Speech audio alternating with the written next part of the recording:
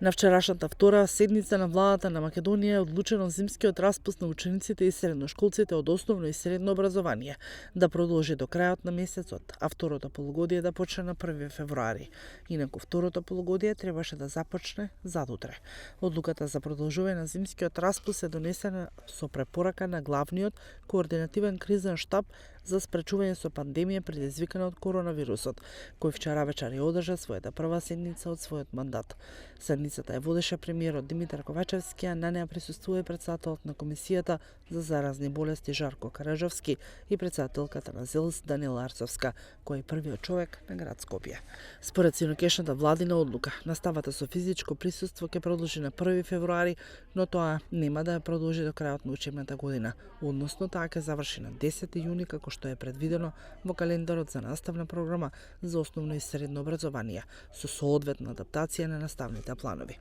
Покрај одлуката за одложување на стартот на второто полугодие на учебната година, усвоени се и задолжение и укажување на Министерството за здравство, како и за образование и наука,